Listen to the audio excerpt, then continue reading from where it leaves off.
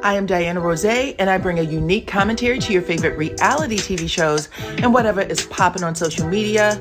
If you are not a subscriber, please become one. Hit that notification bell too, that way you don't miss any of my videos. I go by DYANAROZAY on all platforms, and I appreciate every single one of y'all for rocking with me.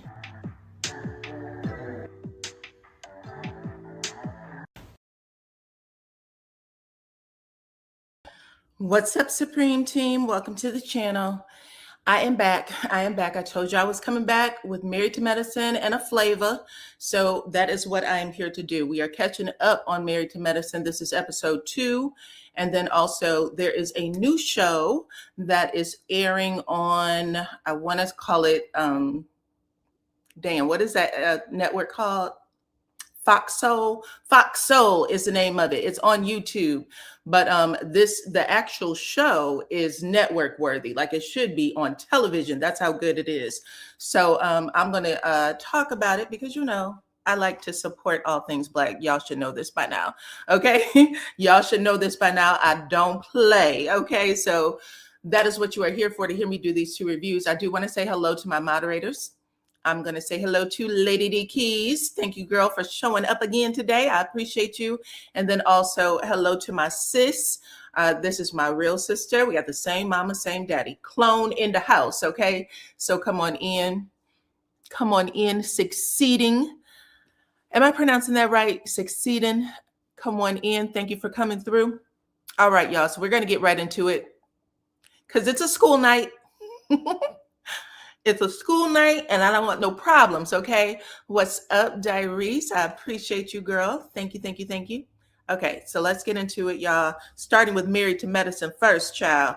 We gonna talk about Heavenly and Dr. Damon, because when I watched it again, I had to watch it twice because I want to make sure I give y'all exactly what I see.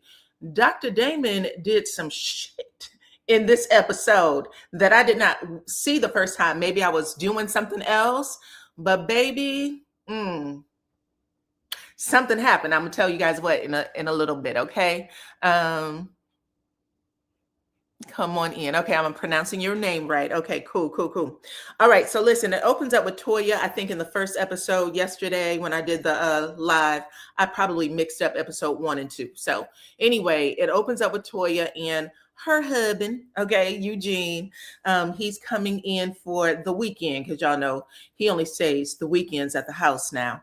Anyway, Toya catches him up on what went down at the polo event, and she said Dr. Heavenly wasn't there, and that is a shock because never in the history of Married to Medicine has Dr. Heavenly ever been absent from a group event. Okay, so she said, I don't know how to handle this friend of the show shit. Okay, that was a little inside. I don't know if I'm liking this friend of the show, Dr. Heavenly, getting herself all polished up to run for Congress and shit. I'm not gonna let her do that. Okay. So anyway, that was a little conversation between her and Dr. Damon. And Toya said that she's not getting her vote. Okay, she said, let me put that out here for the people in episode 2.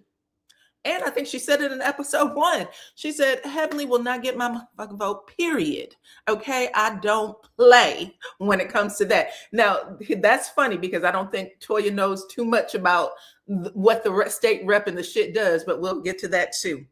Anyway, Dr. Eugene almost said she's going to win. He almost said it and he caught himself. And he said, it's possible, considering today's climate and everything that's going down, that Dr. Heavenly could actually win. And I was like, there you go. There you go. Because you almost lost yourself. Okay. If you wanted a little, you know what, later, you better not say that. Anyway, what else did they talk about? You know what? I'm curious because I know that she has been demoted to a friend. I'm curious if we're going to see her in every episode. You know what I'm saying? Like how many episodes is she going to be taken out of? I like Eugene. He's always called Toya out when she's extra. Yeah, Dr. Eugene is gang for Toya. I think just the other day I heard Simone say, I think it was on Watch What Happens Live, that Eugene and Toya have the best marriage on the show. Out of everybody on the show, she thinks that they have the most solid marriage. So Toya doesn't strike me as one that understands politics. Facts. That's absolutely true. When Toya said, I'm a motherfucking chicken head or a chicken hawk, when Contessa said, bitch, I'm an eagle and I don't fuck with chickens. And she said, well, I'm a chicken hawk. And everybody at the table was like, Toya, a chicken hawk is probably the last thing you want to be when it comes to an eagle. I will never forget that line. It will go down in Married to Medicine history for me. That was funny. Everybody at the table stopped breathing, okay? And Eugene was so embarrassed, but he couldn't say anything. Anyway, it doesn't matter. Let's move on. We're going to talk about Heavenly and Dr. Damon. They are at home, and she's doing a little small talk about her upcoming election and running for state rep is what they said in the episode. But Heavenly is actually running for a Congress seat. She actually switched it. She's running for a Congress seat.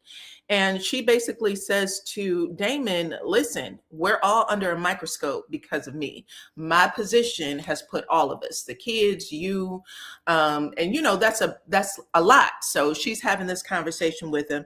And that gives her the opening to say, hey, why didn't you tell me about Buddy? Okay, Buddy is their son, Damon Jr. He's the oldest. And I want to say that Damon Jr. is 27 or so. Now, they talked a little bit about him. We got to see a little bit of background. Damon Jr. was actually in med school. He was in pre-med. She had showed him on the show at her dentist's office. So it's not like he's a dumb kid. You know what I'm saying? He may have just gotten caught up. But she says to him, it's wild. It's wild that I'm out here finding out what's going on with my son over the internet. Why didn't you tell me? Why didn't you tell me, Daddy? Why didn't you tell me? Damon was so measured when he's having this conversation with her. So first she says, I don't like that you didn't tell me. And if you didn't tell me about this, what other secrets are you keeping from me? To which Damon just sits there, looks at her and rolls his eyes up in his head like, how do I want to approach this shit, right? But then she says, or Damon says in confessional, because Heavenly repeats it. So they're in their home first. And she said, what else are you keeping from me? Then we see them in confessional. It cuts to confessional. And she said, I didn't know. And Damon immediately, okay, he's like, I'm not with this. Cut the shit. Cut the shit. I did tell you, which I was like, oh, did you go against Heavenly and say that you fucking told her when she has been telling everybody and they mama that she found out when everybody else found out? He said, yeah, I told you. She said, no, you didn't, Daddy. He went, I believe I did. I believe I did. And he said, well, you know what? Let's say I didn't. Nothing's going to change it. Okay. Not a thing's going to change it. He specifically said to her, let me make sure I get the words, child. He said,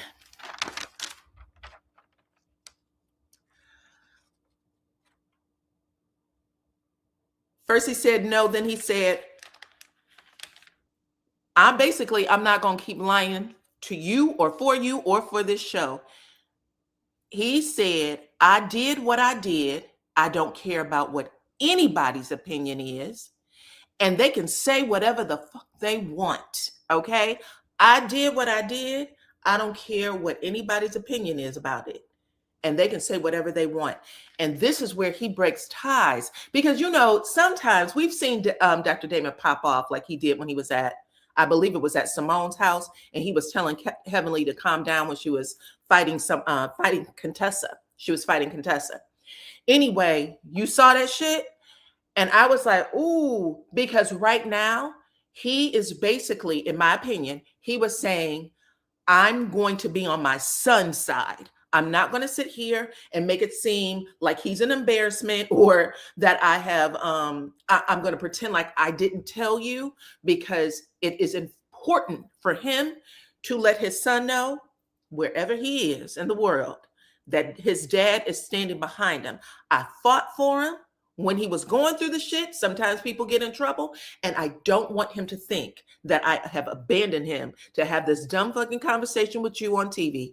And I literally was just sitting there like, did anybody catch this? Damon literally said, I did tell you. And if you can have this conversation, Heavenly, that's fine.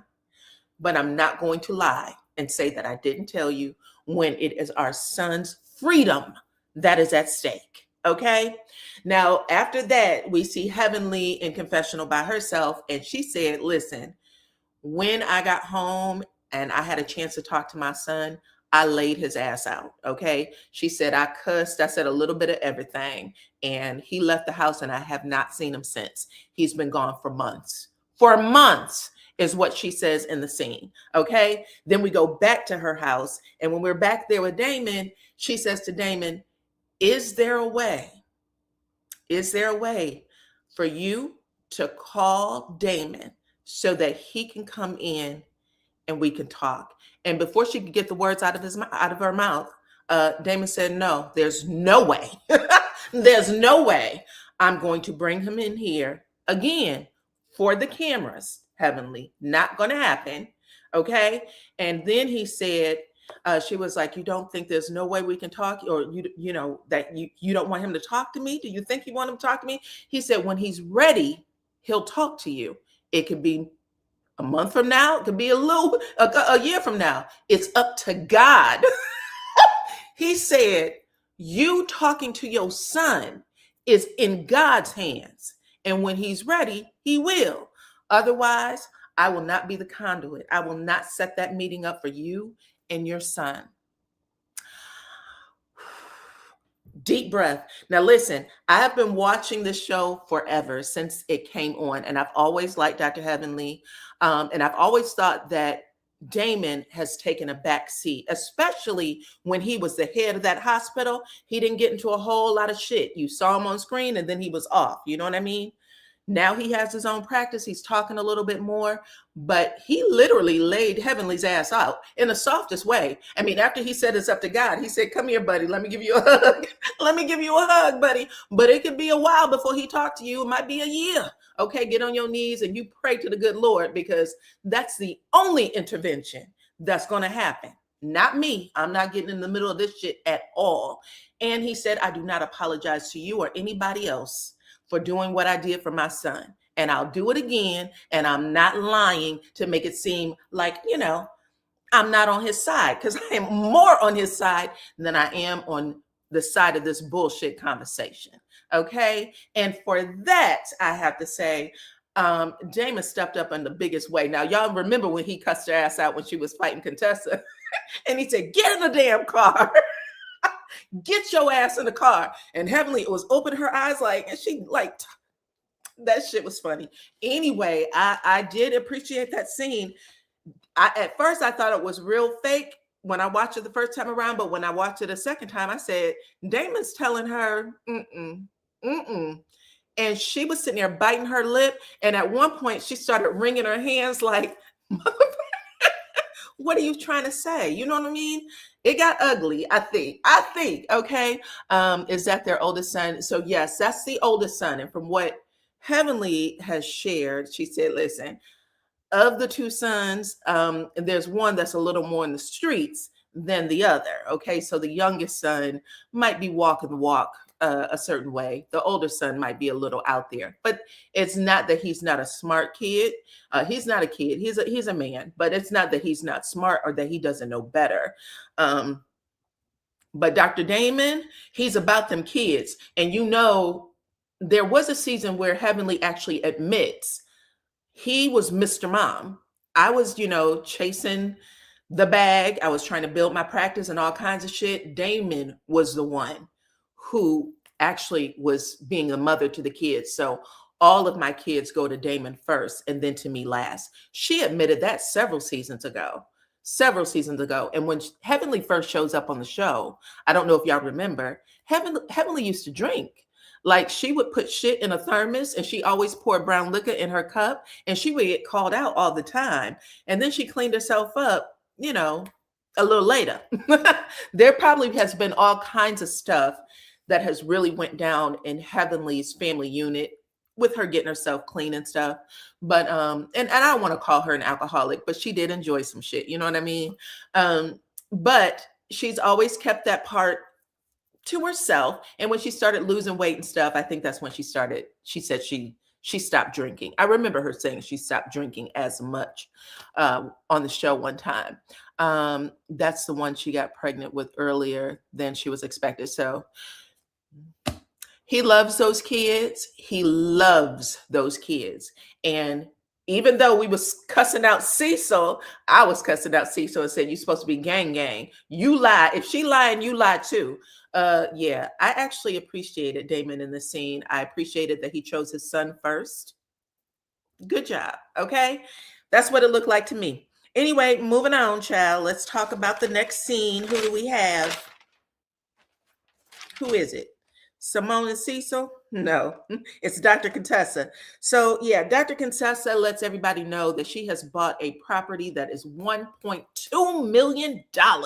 Okay. And it's supposed to be a state of the art medical practice. Now, if y'all watched my video yesterday, I made the comment that I thought that Contessa didn't have all of her credentials. Because I do remember it was either her first or second season, Contessa lost her job. She was either working in a hospital or she was working in some sort of group, a group of doctors, and they let her go. I remember her packing her office. It was because she wasn't board certified. Okay, so I said something about I didn't know if she had all of her credentials as an MD. She's not board certified in the state of Atlanta. So she can still practice, but typically it's a problem for insurance companies and shit like that. So she might not have credentials at the hospital, and clearly they kicked her out of the practice. So whatever practice she was in, and I do believe she said she was in there for years. So if y'all remember, right after that, that was a real blow to her ego. So she ended up studying to be the Attorney General for the United States. She said, I got selected to be in this program, and once you're in this program, you're like on the fast track to being the Attorney General for the United States. And that was when her and Scott got into it. He was like, get your ass home. Okay, get your ass home, feed these kids. That's what you need to be thinking about. And we were all like, oh my God, what is happening? And then he ended up leaving wherever he was, because I think he was at the hospital, and then opening up a practice for him and Contessa. So that's what happened. She's not board certified. And I did look it up, and it's true. Okay. So anyway, Contessa says, listen, me and Scott have opened up this other location. It is our building, belongs only to us. It is going to be a state-of-the-art facility. It's going to have a gym, a full kitchen, what else? Like a conference room, a damn media room, everything you can think of. Basically, they want this to be an eat, sleep, what do you call it? Fun type of workplace where you don't even want to leave that motherfucker. Okay. A lot of people are building facilities like this now, and Contessa wants to have her own, but she's also allowing other doctors to come in and rent. And one of those doctors could possibly be Dr. Eugene. So he's been considering it. I guess wherever he works, he's like, this would be a great opportunity for him to get an office over at Contessa and Scott's spot. So yeah, she says she wants a very family-oriented practice, and if they can get it built, you know what I'm saying? Because she said they're losing money every day, but she expects to put in about, I think, $1.8 million. And she said that it'll probably be worth well over $2 million when it's all said and done. I will call her that. Haha, she was the worst in Kim Zolciak with her drinks. Y'all do remember that. Listen, Heavenly's come a long way. She gets a lot of shit, but she's come a long way. Anyway, after that, we learned that little bit of information from Contessa and Scott. We also learned that they blew through all of their savings in order to get this building. So it has to work out. Okay. Anyway, in the next scene, we get Toya and Simone. They head over to the Nurse Brandy spot. Y'all know she has a cosmetic, she does cosmetic injections and shit like that. Well, they go over there, and when we get over there, child, we find out that Dr. Damon is the motherfucker you need to know when you're a doctor or in the medical field in Atlanta. He put Dr. Eugene on, and according to Brandy, she said, he's the reason I got my own place. I worked under him at his office, wherever he, has an office space at. And I guess he gave her whatever she needed, maybe board hours, who knows. And now she has her own place, some sort of cosmetic and urology business. And Toya and Dr. Simone are there to get their face did, child. Botox, cheek injections, whatever the things are. Only, unfortunately, when they get in there, Toya gets a call from her, one of her babies, who told her that they just lost their dog. They had their dog Brandy for 18 years, child.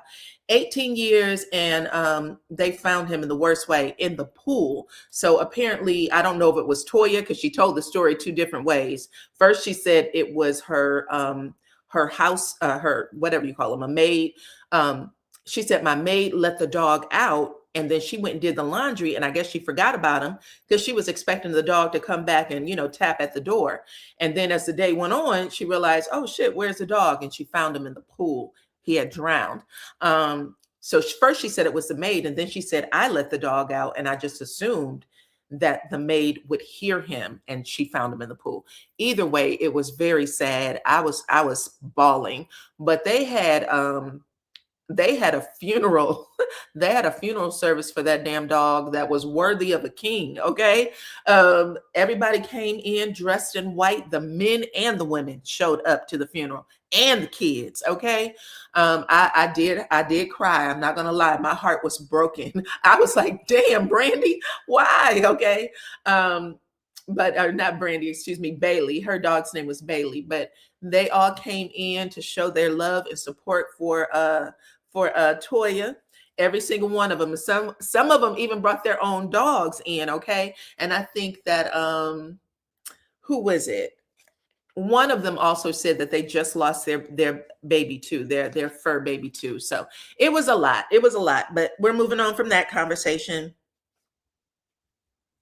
The last scene, almost the last scene. Now we have the girls. They are all congregating to learn a little dirty dancing. Okay. Everyone comes in dressed in bodysuits and lace leotards and silk, whatever. Okay. I mean, every single one of them. And here we see, I don't know, I know Contessa had redid her breast, or she actually opted to remove her breast because her mother died of breast cancer and she carried the same gene, right? So she volunteered to remove her breast, and that's why her breasts look the way it does, right? But Contessa, after being a bodybuilder and looking amazing, by the way, she looked amazing when she was a bodybuilder.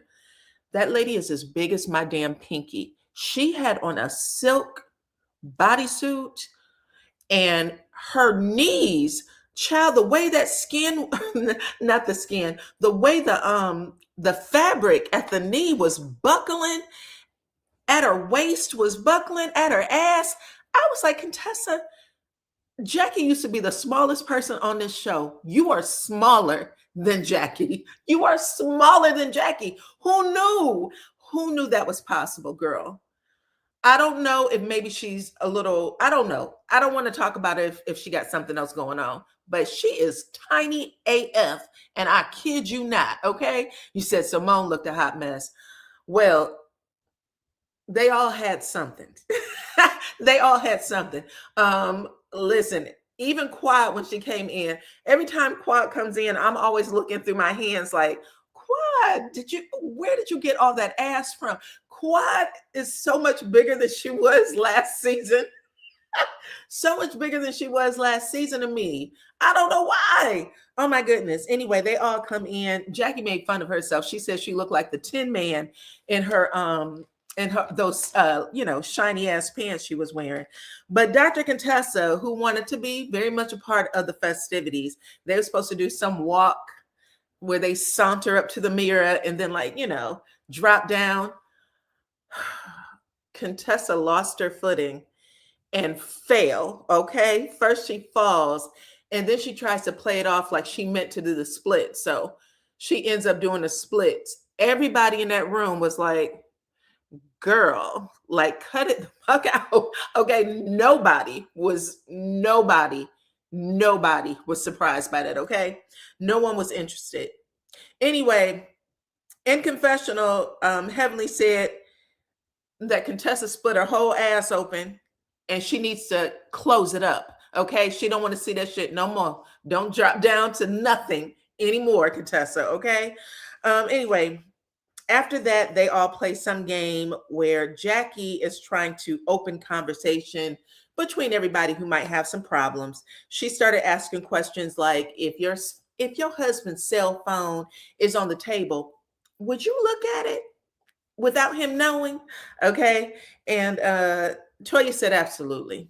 I do it to Eugene every single solitary day. Okay. She said, I come from a family where my mama and my daddy cheated on each other. So I don't even give Eugene an inch. Okay. I'm gonna be on his ass. I'm already on ready just in case. Okay. And then they start talking about Quad and Simone's problems, which I can't even get into because I was so uninterested and I tried to watch it, child. All I can say is both of them somewhere along the way tried to fake cry, and there was tears in this one's eyes, and one's eyes started getting to, it was just a mess. Long story short, they both said they felt disrespected. They felt disrespected. This all stems, and I still believe this firmly, when Mariah was having problems with the production company and they wanted her off the show. Y'all remember they centered it around Quad, and Quad refused to make up with Mariah. She wanted her off the show too. So Quad, we already know, once you get on her bad side, she's done with it. She's going to cut your ass off. But Jackie was trying to get the rest of the ladies to appeal to the, like, we can still figure a way to work it out. We don't have to go through all of this. Anyway, long story short, Simone's like, bitch, you've never thanked me for what I did for you. Okay. I was the one who really got this motherfucking ball rolling, and you have been able to stay on the show season after season. Okay. And in this situation, she said, I've always felt like I'm never a part of your world, really, that I'm disposable. I don't get any credit for the shit that I've done for you in the past. This is what Simone tells Quad. And Quad ends up saying, I'm very, very sorry. I'm very sorry. Hear me. I am being as authentic as I can possibly be. Please receive this. I'm sorry. And from this point forward,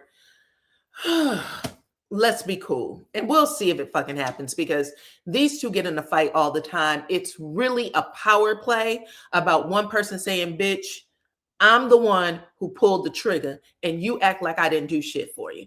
That's all it's about. Okay. It seems like none of them want to be bothered with Mariah.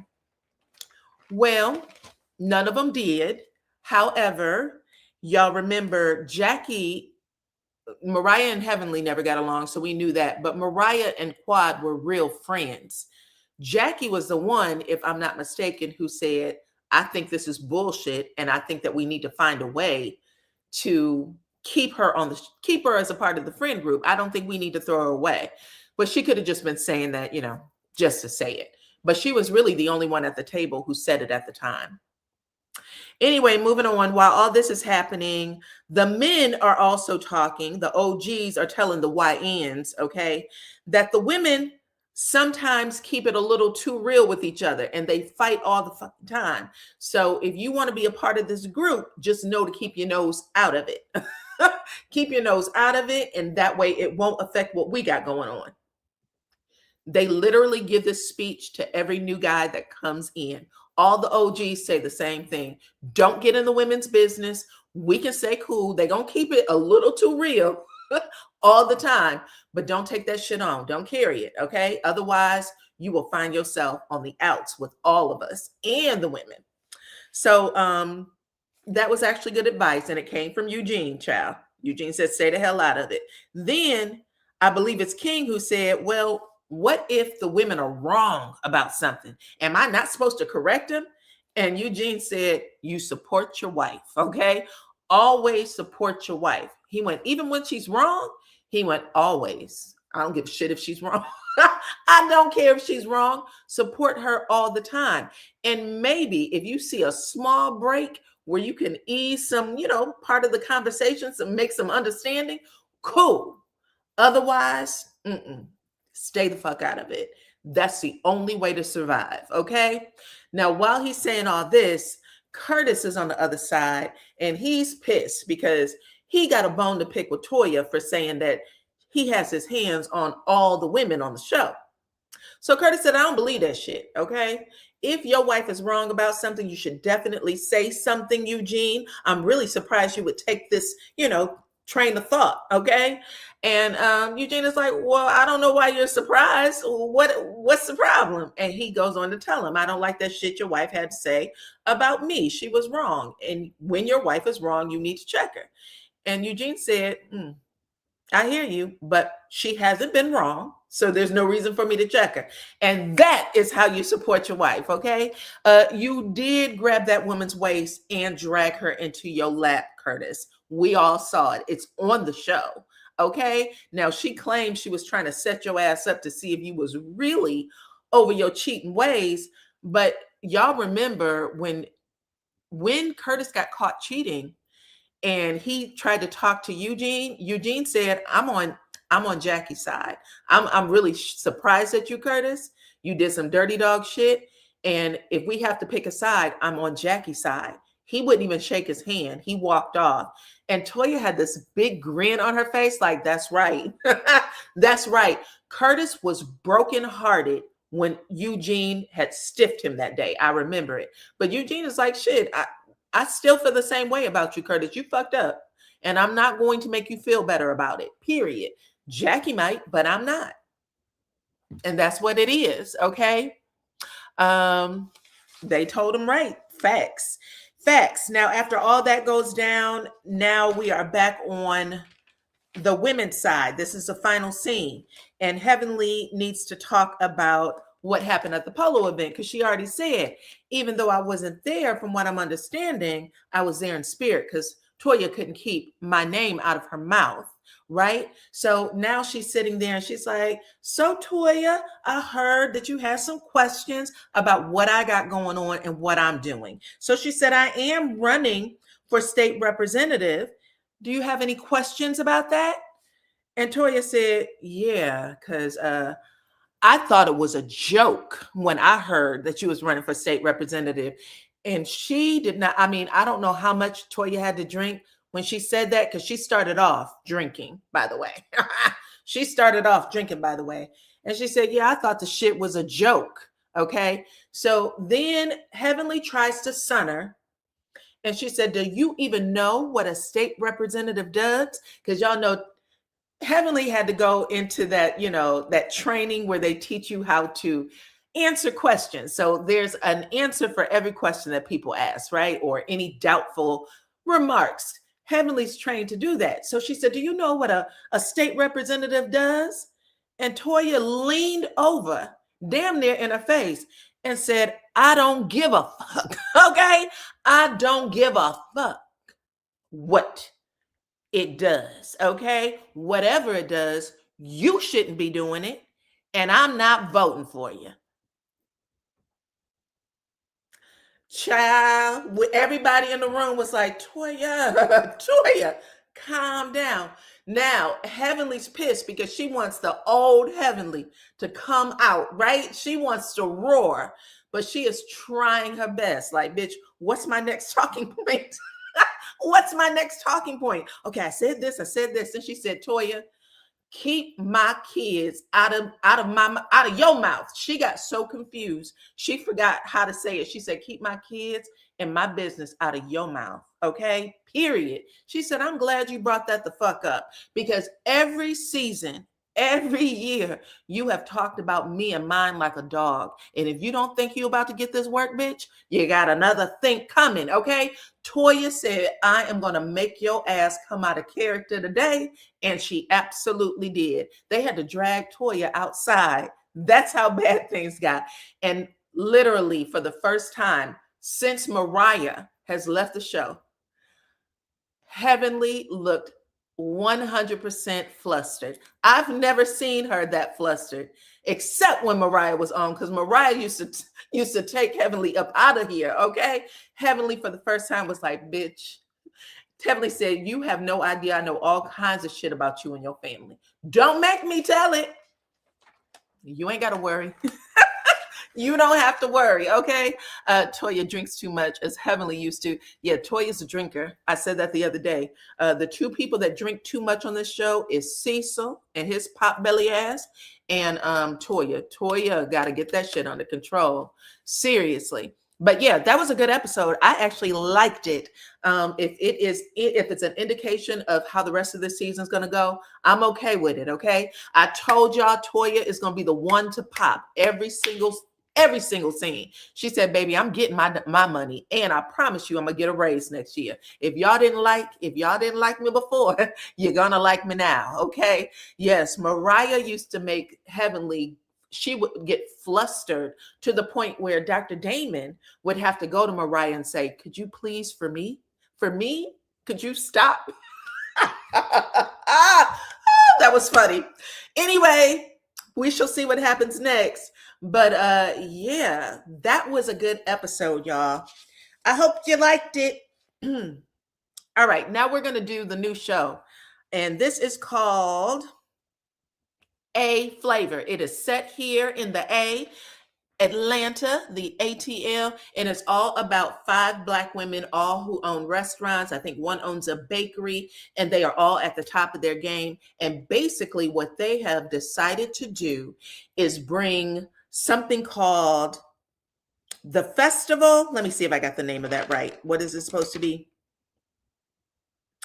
An Atlanta Food Festival to the city in 2006, and it's supposed to like rival a Taste in Chicago. So y'all know a Taste. I don't know if that's still a big event in Chicago, the Taste, but they said that they wanted it to be that big. So I'm looking forward to seeing that because yeah, Atlanta needs to up its food game. Okay.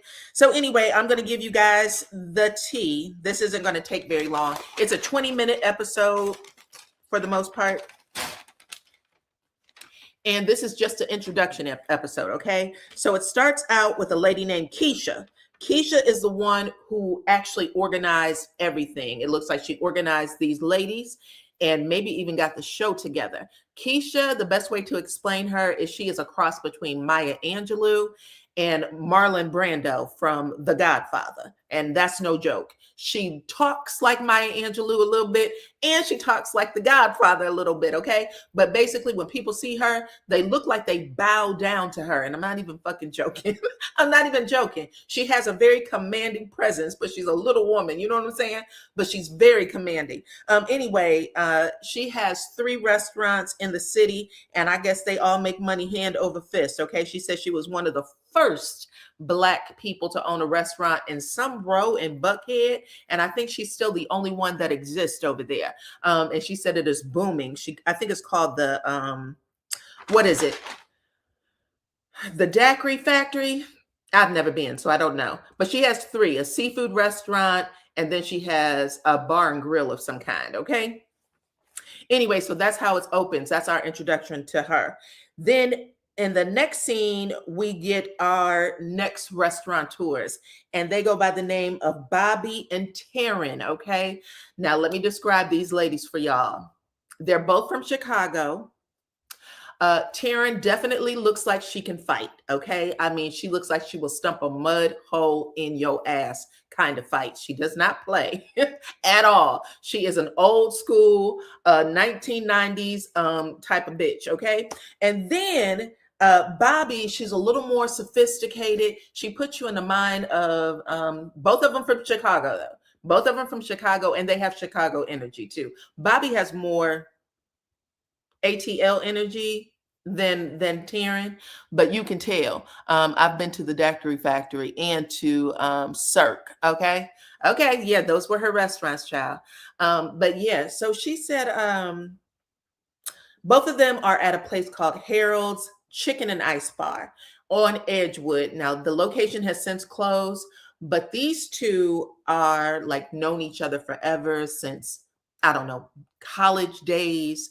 And they ended up doing a crime together. Okay. What did I write about them? They ended up doing a crime together.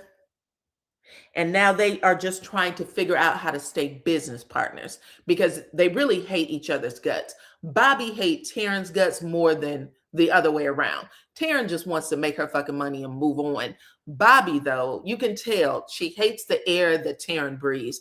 And she looks like there's a problem every time she talks to her. You know what I'm saying?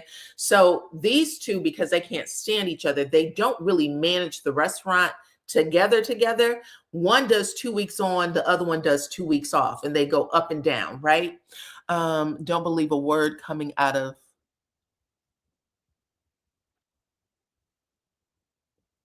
Toya. Doesn't drink more than anyone else. She does to me. I've seen her drink. Toya gets drunk. You can see it in her eyes. She gets drunk when she's on the show. I don't know what she does in her personal life, but on the show, Toya keeps a drink. She was the first to introduce the drinks in the episode. So I've been saying this for a minute. I have been saying this for a minute. She drinks a lot. Anyway, they're actually having a meeting because I guess it's Bobby's 2 weeks on. And while she's talking to her, she's like, girl, I need to know what I need to order for my week. And then she's going through the list and she's like, you order too much flour. Only order enough flour for your week. I'm going to tell you right now, I'm going to lose my fucking mind if I order flour. Like, you need flour. It's a chicken restaurant. Like, oh my God, just use the flour that's already there. I can't even imagine someone nitpicking every little thing that you have going on. But these two are having this engagement with each other. And Bobby said, bitch, I am in a marriage that I cannot divorce from, okay? I cannot stand this heifer. I don't like being here. She said, I own 3 Heralds. One I own with Taryn, and then I own 2 other ones in a different location with other partners. And then Bobby says, I own 2, about to own 3. I own one with Bobby. I own another location just on my own. And then I'm about to open up a 3rd location. Okay. So she's saying this in her confessional. Then Bobby confronts Taryn about the 3rd location. Okay. She said, yeah, so I heard in the streets that you're about to open up another restaurant. And Taryn's like, okay. What's the big deal? She said, well, the big deal is I had to hear it from somebody else instead of from you. And I thought you and I had an agreement that if we were going to open up another location, we'd talk to each other about it, because you don't know, I could have wanted to open up the same location in the same area. And Taryn said, no, I doubt it, because you like to bring the hood to the burbs. I like to be in the fucking hood, okay? So there's no way you was gonna make that mistake and we was gonna cross paths, okay? So that's number 1. And stop trying to tell me what the fuck to do, period, okay? Let's just manage this little raggedy ass restaurant 2 weeks on, 2 weeks off like we've been doing, and stop trying to worry about what I got going on someplace else, okay? So we know that these two got a lot of bad blood with each other. And right now, this is the conflict. Their storyline is the biggest conflict. Harold's Chicken. Yes, Harold's Chicken, which I've never been to that either. Okay. So the next one is a woman by the name of Fema. Fema, I don't know how to explain her. She has an upper class boss bitch type of air to her, kind of supermodel-esque looking, you know what I'm saying? Like her face shape, her high cheekbones. She owns a restaurant called Garden Park. Never been to that either. Garden Park. And she said that the majority of her employees are family. She said she's been in the restaurant business for 28 years. It's always been mostly family because she can't trust a lot of outside people. They let her down. She said, on my busiest day, which happens to be brunch on Sundays, she said, you can always count on people calling off and all kinds of crazy shit. So I like my family to be there to help me with the weight, right? She said, I already got 6 call-offs right now for Sunday, our busiest day, right? And she is there talking to her mom, and I think like a nephew or somebody comes up. But she said like she's made most of her money on her restaurant business. And she said, nobody knows what I know, bitch. Okay, so you're never gonna talk to me about saying that I don't know what's going on in the restaurant business. I know it like the back of my hand. All right. The next person is a lady by the name of Audra, and she owns a bakery called Cammy Cakes. Cami Cakes. It's named after her daughter, Camille. She has an autistic daughter, but she is trying to teach her life skills. So her scenes with her daughter is about her trying to teach her daughter life skills to make sure that when she's gone, her daughter is taking care of herself the way she's supposed to. She really wants her daughter to be independent. Her daughter actually is able to go to school and stuff like that. And it looks like she was in college, but then things got a little overwhelming for her. So she wanted to take a year off. So her mom said, listen, you and we had an agreement. You can have 1 year off. And now we're about to circle back. You need to start getting yourself ready for school. And she said, I want you to do everything to get yourself in too. Follow up with the paperwork, do all the things by yourself. Okay. This is a whole different conversation. This is a woman who got her own business, doing well. I think she said she has 3, maybe 6 locations. So I know there's some in Atlanta, but there might be some in Texas and some other places. Anyway, she said she wants her to be very independent. And so she's going to make sure if it's her last dying breath, she's going to do it. Okay. This is a completely different conversation from what we heard Cecil and Simone having with their children. And this young lady is autistic, just by the way, but she's very much a staple on the show. Really, yeah, Camille is funny.